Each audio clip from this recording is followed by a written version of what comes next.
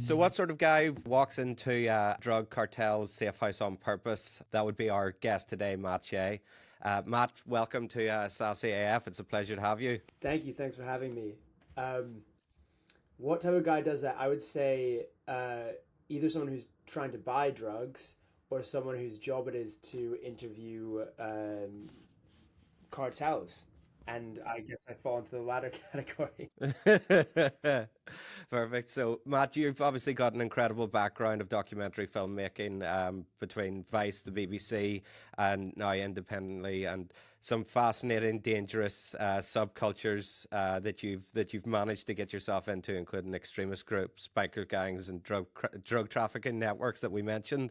So, what I'd love to really start with today, if we can, is just to get a little bit of your background as how you started out and how you ended up in this weird and wonderful world. I probably shouldn't say wonderful world.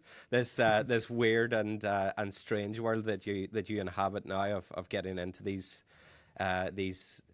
interesting places, shall we say? Sure, yeah. Well, I started as a writer, and I think anyone who's interested in documentaries, uh, coming from the world of writing or photography, I think is the best way to do it because essentially when all you have is your pen and your paper or your dictaphone or these days obviously just your phone to record interviews, it's much easier. You can travel much more lightly. People trust you more. You can get in, anywhere really. When you upgrade that to having a camera, it's a little bit more awkward. People trust you less, at least initially, but eventually they get to know you and they'll let you take their picture. Doing a documentary, it's exactly the same thing. It's still telling a story. You just have to have like a camera crew and these giant, film cameras, which makes it much harder to get, A bit access more to. obvious as well. Yes, exactly. I imagine that people become a lot more guarded whenever they see those massive camera crews coming in, rather than just an iPhone on a gimbal or something like that. Absolutely, yeah. And the key is to make sure they're focusing on you as much as possible rather than the giant, terrifying, and they are terrifying contraptions that are being lugged around. You know, Especially when you consider some of the people I've interviewed, they've never seen a camera of that size before in their life. It looks like something from outer space, and it just really they can't act naturally. But if you're talking to them and you're engaging with them, and you engage with them on the level that you would any human being you're trying to connect to, and they focus on you, and you get them to treat it like a conversation, treat you like a friend, then you'll always get a more natural interview with someone. Because of the situations you've been in, they're naturally going to be people that are hesitant to speak to anybody, mainstream media or even new media. How do you go about building that trust in order to get those people to ultimately, your goal is to get them to open up, to really get to the depths of what is their driver, what is their reasoning, what is their point. So how do you go about not just getting them to forget the cameras there, but build that trust so that they will actually have a conversation with you? I mean, I've learned over time that this isn't how everyone works, but I think I assumed it was for most of my career. But I don't let someone else kind of arrange everything and set up the interview, and then I just show up with my questions. I actually find the people, make a relationship with them, produce, and I kind of present an interview as well. And with any of these things, it's all about creating a personal connection. So emailing someone is not great. Getting someone on the phone is much better. If you are trying to do this and you're just like sending off emails, really, you're never gonna find anything like new, and you're never gonna create that personal connection. You want to get on the phone with someone. You ideally want to meet them in person, and you're never going to meet the kind of cartel leader in the first instance. That takes time, but you have to think laterally. You have to move laterally and find someone who they might know, or someone who might know someone who might know them, and you make your way through to them. A good example of this is I have a friend who interviewed Donald Trump, which is obviously a huge get for her. But the way she did that was she started by interviewing the Trumpettes, which is like an all-female fan group of Trump, and they got her into Mar-a-Lago, and then she interviewed Donald Trump. So she was thinking laterally like that, and that's kind of how you get access. And then I suppose outside of obviously getting into those, what is one of those stories or documentaries or topics that you've covered that's actually stuck with you long after you've wrapped and long after you've effectively just you've put it out into the ether, people are now consuming it? What's one of those ones that stand out to you as a real, not just a get, but a get that's stuck with you just from a post production? Oh, there's so many. I mean, I think one documentary which I think not so many people have seen, but I think is one of my best documentaries, is something called Targeted Individuals. So targeted individuals are they're people who believe, they're a growing population of people around the world who believe that the government is spying on them through implants put inside their heads. And these people are very hard to convince that this isn't the case. You can show them an X-ray of their head, all this stuff, and they still will not believe it. They'll hear those voices, they'll exhibit basically the symptoms of psychosis. But prior to the internet, there are always people who thought that the government was speaking to them through their heads, or exhibiting signs of schizophrenia and psychosis.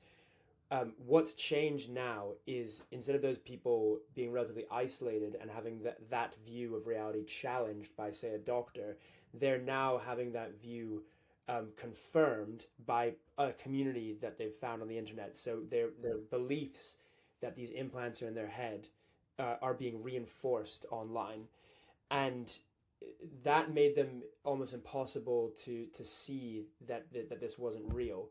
And I think that really showed me, in a kind of as a microcosm of how the internet affects all of us. What other strange beliefs and altered realities are individuals falling prey to, and then finding a kind of confirmation bias on the internet. I think a lot of the world could be explained that way, and I would encourage everyone to watch that film. It's called Meet the Targeted Individuals. Yeah, where would that be streaming, Matt, if somebody wanted to get it? On YouTube. YouTube, fantastic.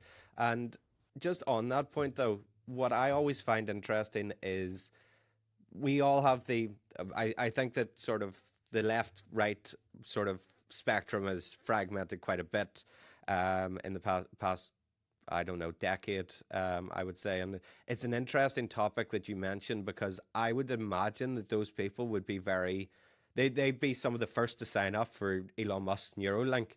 And it's just it's an interesting divergence between the government's putting chips in my brain, but I'll go and get this chip from this guy that I really like.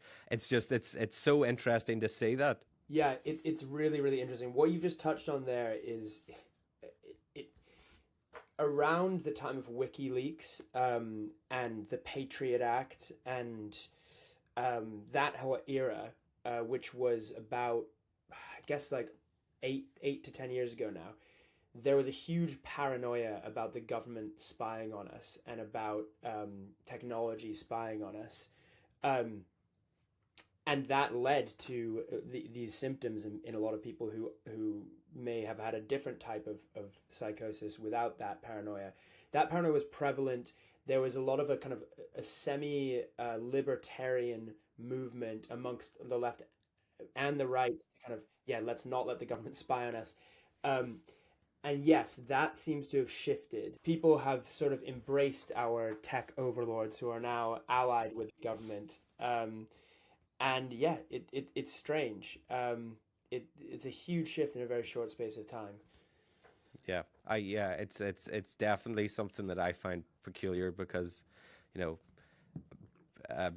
Bill Gates is trying to microchip us with the vaccines, but Elon Musk is okay because he's going to put microchips in our heads, and it's a bit of a crazy one for sure. But obviously, as a documentary filmmaker, like, you don't just disseminate information. You also need to engage. You need to make sure that information is engaging. So how do you straddle that very, I imagine it being very difficult to do the informative, but also make it that something that somebody wants to consume. So how do you go about actually effectively linking those two things together without it becoming sensational, I suppose?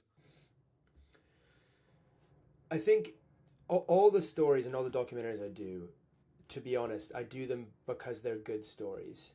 And um, I don't go about thinking what's the most important information that we need to get out to people right now, and that let's inform them of that. I look for stories because essentially I'm a storyteller more so than an informer or a teacher. And so, but I think that like, and because we're looking for the best stories, they are naturally engaging. I think I always say that like the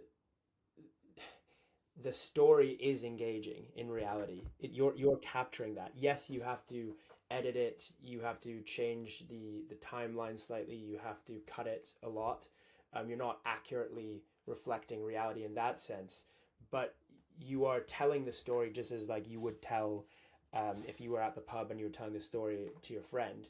You're doing that through the medium of documentary and through the medium of visual storytelling, music, narrative, etc. In a way that is as engaging as possible. But I think that that is a way to access a kind of deeper kind of truth because stories are how we perceive the world. We perceive everything in stories. We tell stories about ourselves. We tell stories to each other, and so the story version of history and of news and of events is actually truer than the kind of bare facts version in a deeper sense, I think. So on that point, is there any ethical dilemmas that you've ever faced with that, the cutting of things, keeping things in, out? There's obviously that, there was that CBS 60 Minutes blow up about the Kamala Harris debate, or not debate, the Kamala Harris interview, and how it had been edited down to fit into 60 minutes. It wasn't anything nefarious, but it was blown out of proportion into something that then had a kernel of truth and then fed into somebody else's preconceived notions of, oh, these people are just trying to support their own candidate. So have you faced that yourself with regards to those ethical dilemmas of leaving stuff in versus leaving stuff out? Or have you ever came across situations where you've had a real battle internally of, yes, I should keep this in, but I don't feel like it's right?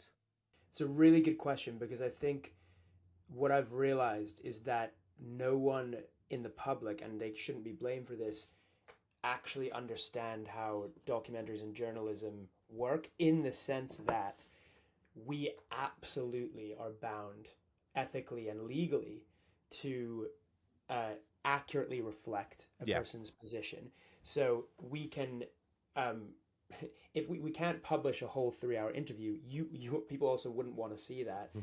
So we have to edit things out, but only in a way that clarifies and shortens, not in a way that changes the meaning of what is that it doesn't Yeah. accurately reflect it.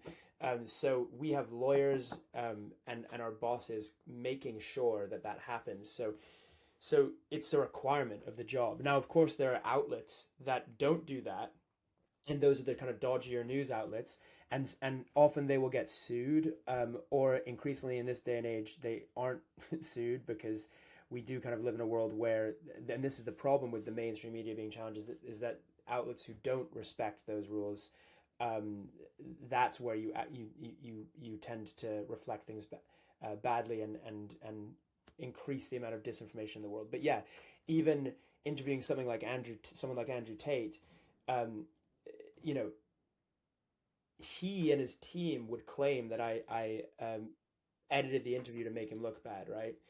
And nowadays, Tate and everyone you interview, especially on the right, is filming you while you interview them so that they can try and catch you out. Um, but that doesn't worry me when someone's filming me doing the interview. That I'm not worried. I'm not thinking, oh God, they're gonna they're gonna catch me out when I edit this, because always the way I edit is an accurate reflection of the of what they're saying, and I'll provide Andrew Tate's counter argument to everything I say, to the allegations. He can respond to the allegations, and he does, and we have to put that in. So, we are required to make something balanced. Yeah, and especially if you're not going in with a gotcha intention, like if you're not going in with you're just going in to represent the facts and the arguments, then why would you care if somebody else was filming you? It's you've got nothing to hide, effectively. Yeah, and there's a really funny Andrew Tate's team specifically wanted to do this, so there's this clip that they got their people to share all over social media where they claim that I like edited the footage to make it seem like Andrew Tate stuttered when Andrew Tate never stutters. But if you look at you look at the footage, like I didn't edit it. It's just he does stutter. Like that's it. I mean that's what they're looking to kind of undermine mainstream media by saying that we manipulate facts when it's them manipulating the facts. Yeah. So I suppose just touching on it really quickly because it is topical at the moment with the introduction of the Online Protection Act in the UK, and I've seen that obviously we all want to protect kids and there's certain content that shouldn't be accessible to kids, but I've seen that there have been incidents already where there's been Wikipedia pages blocked and information sites blocked because it's quote unquote sensitive material. I would love to get your take on how you see that from a journalistic perspective, but also the ethical, like the goal behind it is obviously a good one.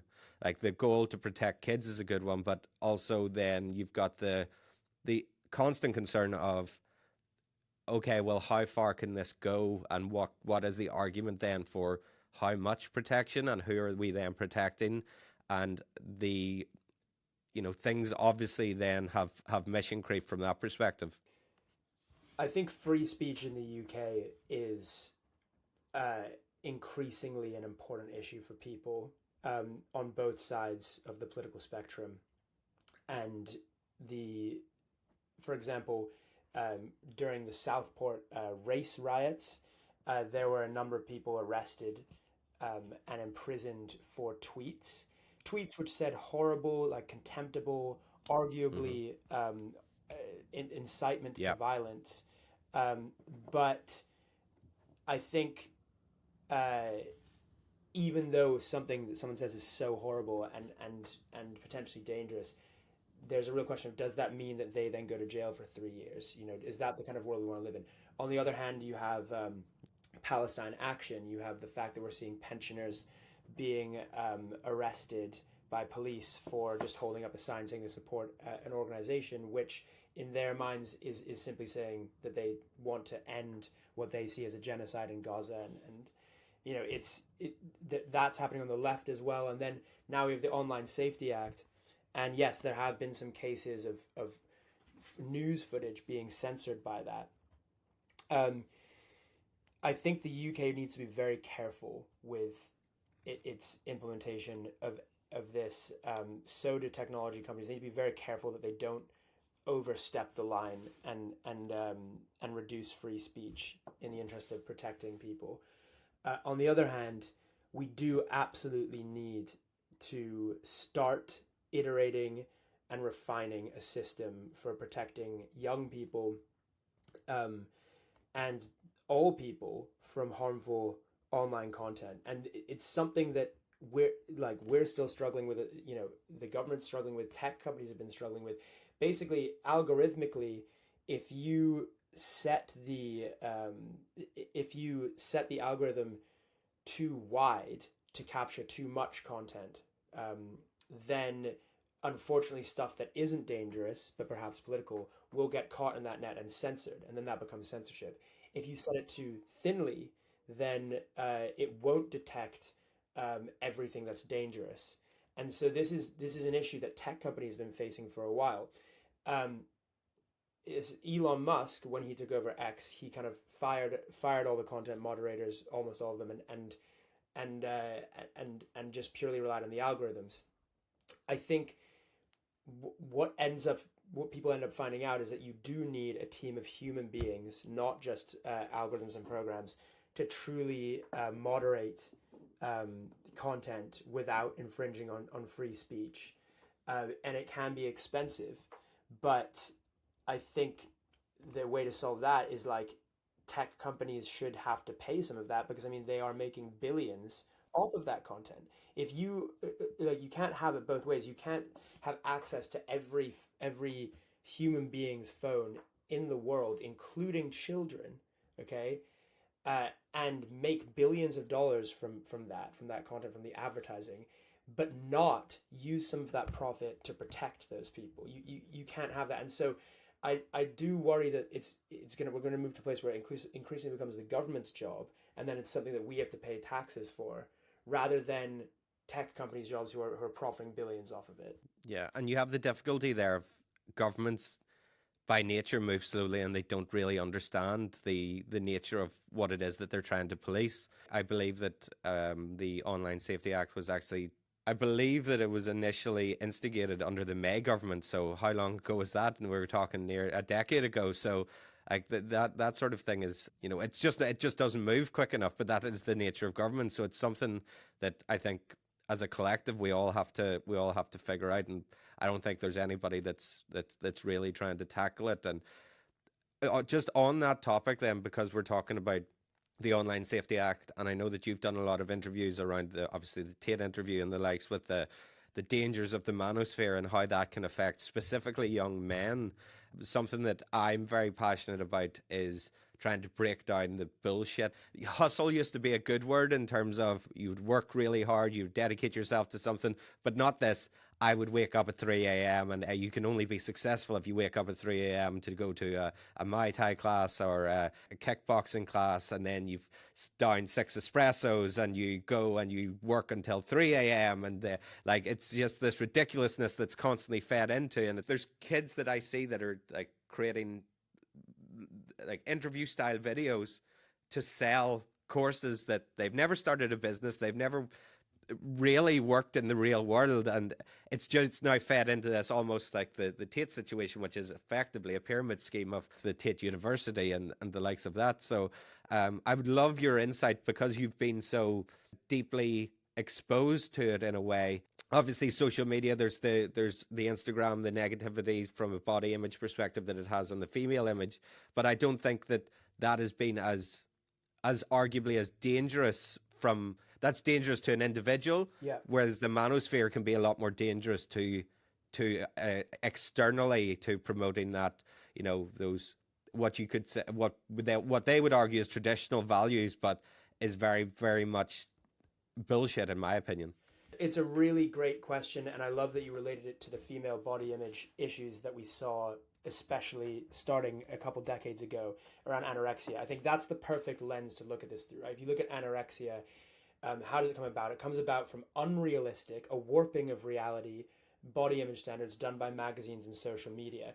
I'm talking Photoshop, or like you just get it, models starving themselves, and then you have this unrealistic image which warps reality, and then you, whatever self-hatred or anxiety you have, you try and control that through a kind of self-punishing routine of anorexia, which is ultimately not obviously not healthy, and not going to achieve this unrealistic beauty either. And the same thing is happening to men right now. However, it's not just in body image, although there is the steroid epidemic and like the gymming epidemic that goes on. But it's also everything. It's your work ethic. It's what time you wake up in the morning. It's how much money you have. It's how many women are around you. It's what kind of car you drive. It's, are you just like an employee, like serving under another man, which makes you kind of a beta cuck, or are you like your own boss and you do whatever the hell you want? All of those attributes are being kind of unrealistically played out on Instagram. And unfortunately, when we see Instagram, we don't see it as unrealistic. We see it as real.